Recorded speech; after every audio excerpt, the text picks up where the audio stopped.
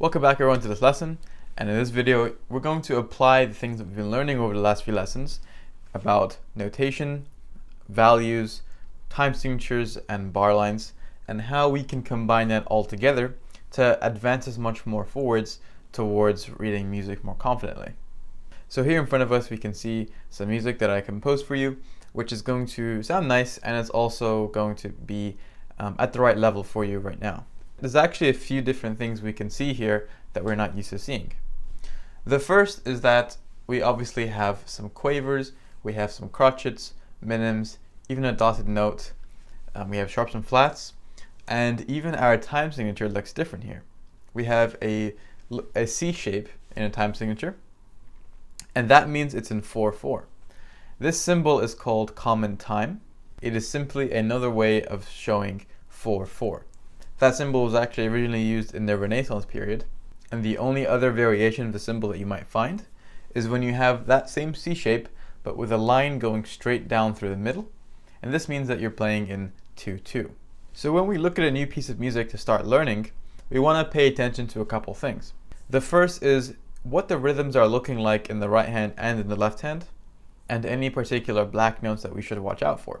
So in this example, we have a C sharp in bar 1, so the third note there. It is FAC, so that's C sharp, and then the next bar we have an F sharp, and in the second to last bar we have an A flat. So we have a C sharp, the F sharp, and an A flat. We can see in our left hand that we have a lot of very low notes. We have several ledger lines to show that it's really off the stave there. But if we count the distance, we'll find that they're actually 8 notes apart, which means that there's an octave shape in your left hand. So since we're talking about the left hand, we may as well start with that. So we know the first note in that left hand on the top end is going to be an A, because we have all cows eat grass, so that's going to be an A.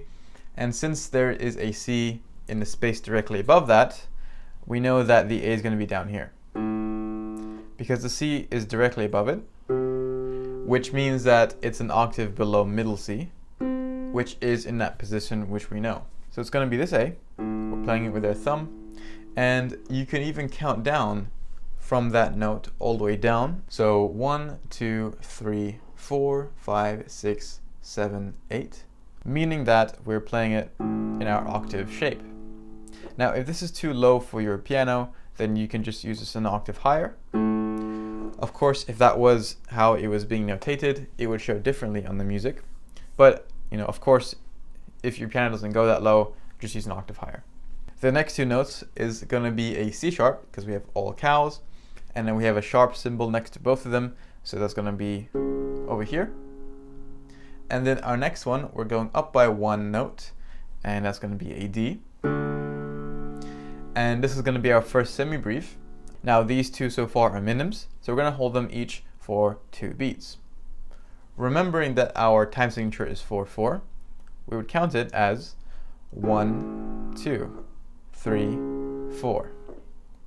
And our next note is a semi-breve on an octave D, 2, 3, 4. So we have the first half of the left hand down. If you were doing this yourself, you would have the option of doing, a good chunk of the right hand first, or a good chunk of the left hand first, and then learn the other hand and try and put them together. We're going to go through together a lot more specific techniques on how to tackle reading sheet music step by step in a later lesson, but for now, let's take a look at the right hand. We have an A that is above middle C, so that's going to be over here. And you can see we have a small 1 directly above it. This is called the fingering. This tells you which finger on your hand you're going to be playing that note with. This is not to be confused with the bar number. You can see on the very left hand side above the treble clef we have also number 1. This is telling us what bar number this is, just to make things easier to how we count it. That first bar will be bar 1, and then 2, then 3, and then 4. So we have a 4-bar piece over here.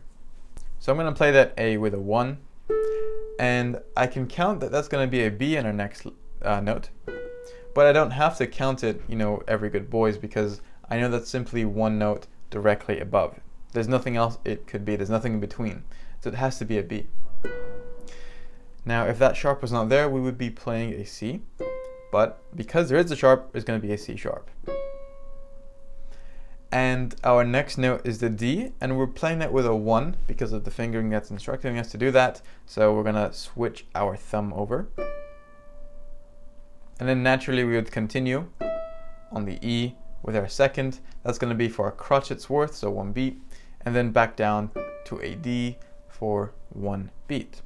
So altogether our notes, without really looking at our value right now, it's going to be an A, a B, a C sharp, and then a 1 on D, an E, and then back down to D.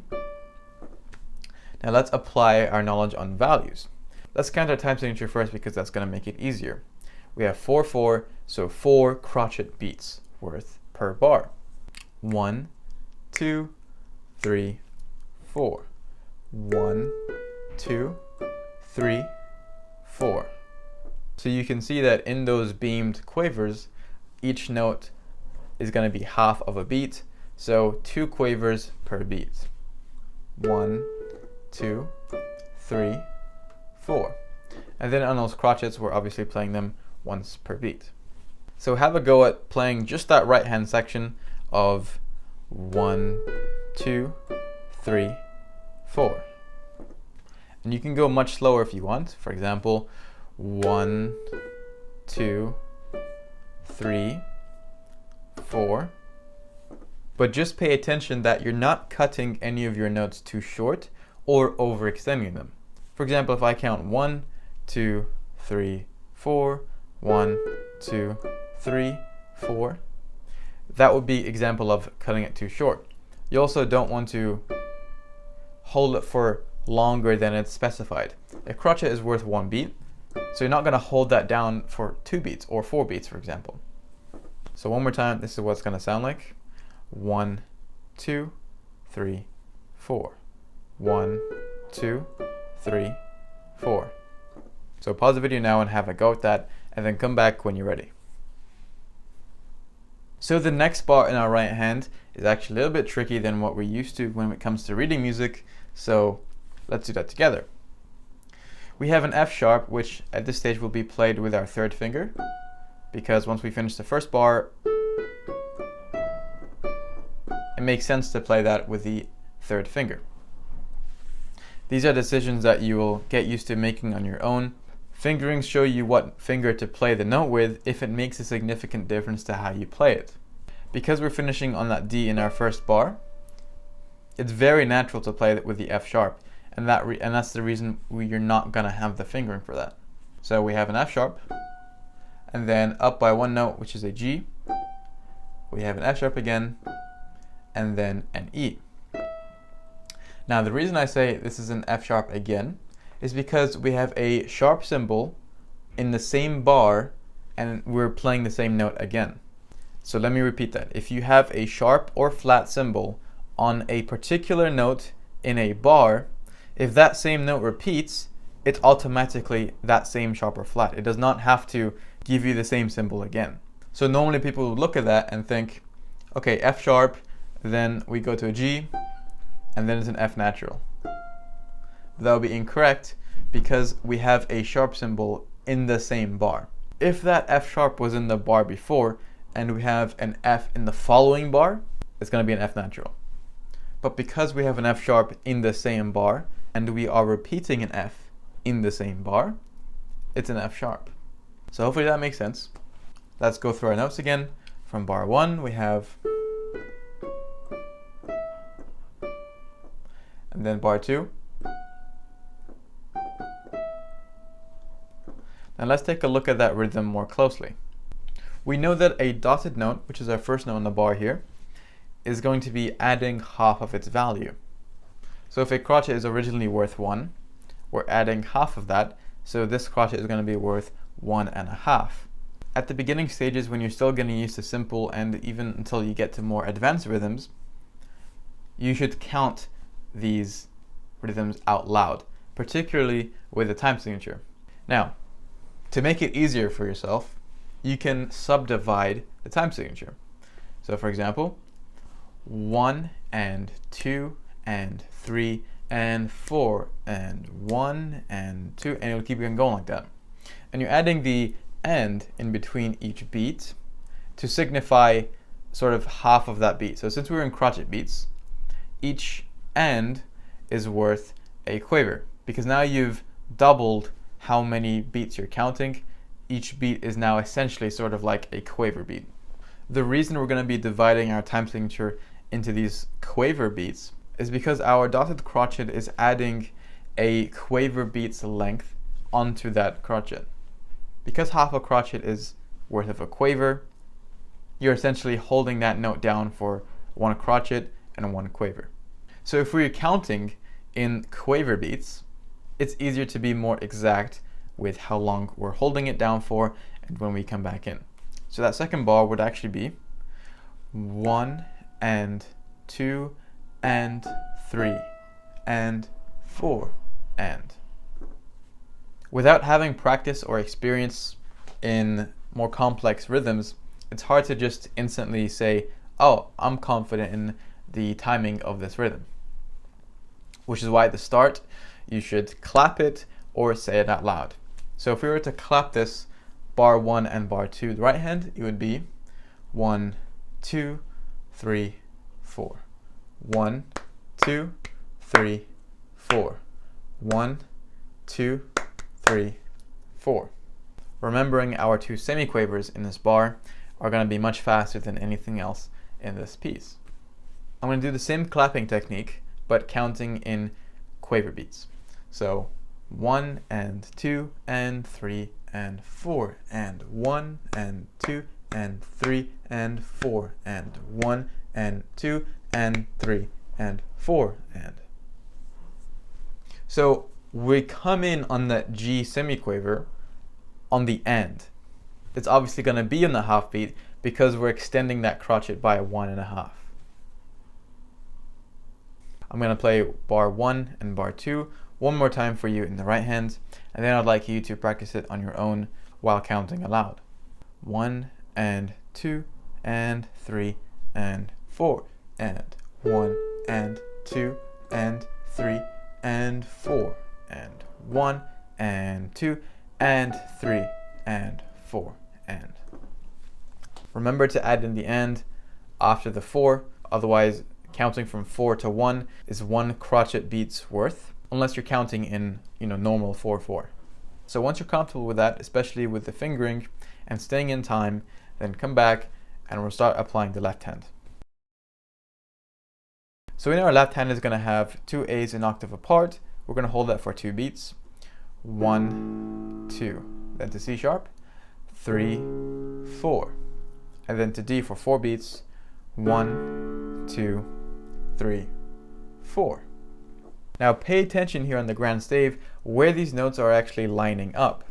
You'll find that the left hand and the right hand are lined up quite accurately to where they're going to be playing at the same time. So in the right hand, our first note, the A, is going to be played at the same time as those 2 A's in your left hand. So you start like that. Now we can see that the second pair of notes in our left hand, those 2 C sharps, are going to be played at the same time as our E in the right hand, so the second to last note. So playing these 2 hands together, you can see and hear this difference.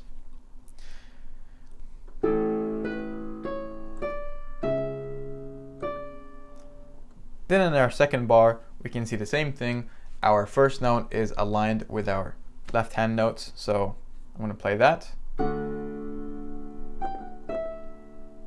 And because that's going to be a semi-breve, that's the only thing we play in our left hand, because you can only have 4 beats per bar, and a semi-breve is worth 4. So now I'm going to count in 4/4, and I'm going to play those first 2 bars. 1, 2, 3, 4. 1, 2, 3, 4. 1, 2, 3, 4. So counting in our quaver beats, this is what it sounds like. 1 and 2 and 3 and 4 and 1 and 2 and 3 and 4 and 1 and 2 and 3 and 4 and. Before you start really focusing on staying in time and counting with a metronome or out loud, it's very important that you are comfortable first with your actual finger technique and what notes you're playing. Because if this is not down first, then everything else will be much harder. You have a weak foundation and it's going to take you longer to get comfortable with this section. So for that reason, make sure that you are very comfortable in what notes you're playing, especially on the fingering, so that transition into our thumb for the D, and for how long you're going to be holding these notes for. Then when you're confident in that, add in the metronome, count out loud if you like, whatever works for you. So pause the video now and practice those 2 bars. Try it as best as you can to stay in time and especially hit the right notes. Does not have to be perfect at all, but just so that you get the gist of how you're playing it. So obviously go as slow as you need to. I'll see you back here soon. So hopefully you have now an idea how we're putting these mechanics together.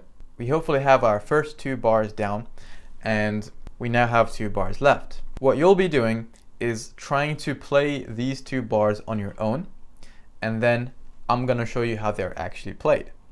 Now I want you to take your time with this. Don't rush too fast just to get out the way, because being able to independently apply what I'm teaching you is going to really help you, because I'm not going to be with you when you're practicing your own songs. I'm trying to give you the tools so that you're self-sufficient in this manner. So just attempt these last 2 bars on your own.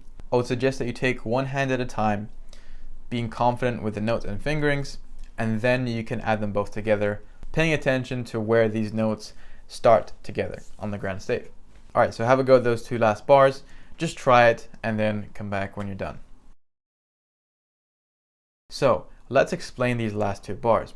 We're going to first look at the left hand, and we can see that our first note is sitting just underneath the bottom line on the stave, and that bottom line we know is a G for green buses drive fast always.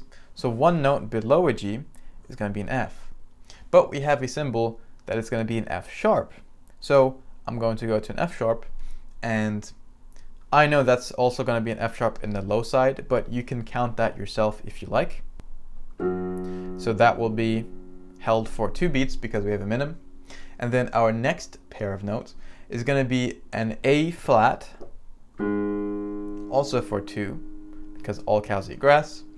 And then the last semi-breve notes will be on the A natural. Now the reason this is an A natural and not an A flat is because the flat sign is before the bar where the semi-breve is. So if you actually had another A natural notated on the same bar as the A flat was previously, that A would automatically be an A flat. But because our A is outside of that bar, and it's in a new bar on its own, and there's no indication if it's a flat or sharp, it is going to be a natural. So that will be an A natural. So combining those 2 bars in the left hand, we have 1, 2, 3, 4, 1, 2, 3, 4. In our right hand, we can take this melody apart one note by note. So we have an A. We're going to naturally start with our thumb unless we find any need to change, if it's more comfortable any other way. Then we have a B. I'm just counting up by 1 note. Then we have a C sharp, similar to our first bar. Then a D. Now I would consider playing this D with a 1 if the notes were going to continue higher up and it would make sense to switch to that 1. But because our notes are going back down and we have the room for it on our fingers, we do not need to swap on that D. You'd also likely find a fingering number to indicate an important change in your technique. So far we have an A, B, C sharp, D with number 4. Then we're going back down to B, then A with our number 1, and then an A flat with number 2. So I'm going to put my finger over there, and then the last bar will be an A natural because it's outside of that bar with the flat. So altogether a bit quickly, counting in 4/4, we have 1, 2, 3, 4. 1, 2, 3, 4. Now adding in our left hand, paying attention to where the left hand comes in conjunction with our right hand notes, we have 1, 2, 3, 4. 1, 2, 3, 4.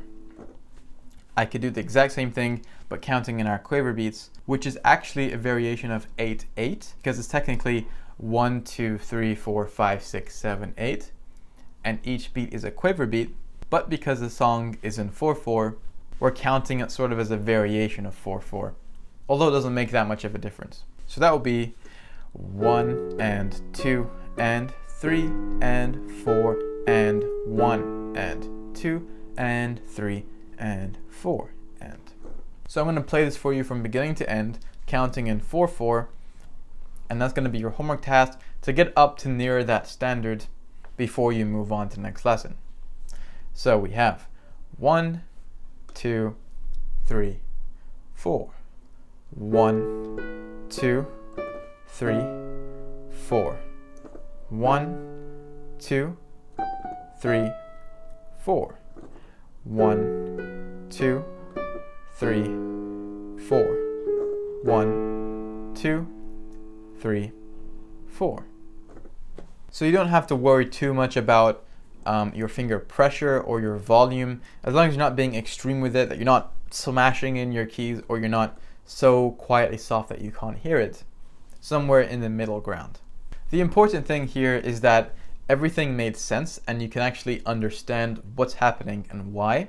Even if you don't feel incredibly 110% confident in doing it, because that will come with practice. Again, the important thing is that you understand what you're looking at. So remember, don't move on to the next lesson until you are comfortable with that. So your extension task is to play that, but with a metronome on. Now you can set this metronome to 4/4 or to 8/8, depending on if you want to count in 1, 2, 3, 4, or in 1, 2, 3, 4, 5, 6, 7, 8, which is the equivalent of 1 and 2 and 3 and 4 and. So you can pick, and that's going to be the extension task. So don't move on until you've at least done the normal task. And besides that, great job this lesson, and I'll see you in the next one.